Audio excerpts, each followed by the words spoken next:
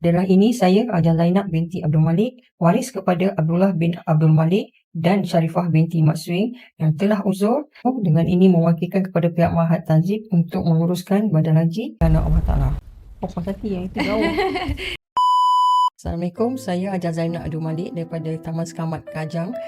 Saya menyokong dan suka pada offer-offer daripada Mahat Tanzim ni kerana offer-offer ni memang berkualiti, iaitu yang saya tertarik sangat adalah khatam Al-Quran di Mekah, lagi satu telaga telaga dua wakaf telaga di Kemboja dengan harga RM5,000 tu juga mereka memberi 2 wakaf telaga dah Quran aja, setiap satu di Mekah berterusan. Dia punya ni tak berterusan dan saya dapat offer ni daripada Facebook je, dan saya harap anda semua di luar sana memilihlah Mahat Tanzim. RM5,000 tu saya rasa memang murah, dia cover banyak sangat. Saya kata tak tahulah besok kalau diri saya pun saya pesan kat anak saya, tapi sebab saya dah ajar kan, rasanya saya offer lagi pada anak saudara saya, insyaAllah ada lagi. So saya harap anda di luar sana teruslah mencari Mahat Tanzim. Terima kasih.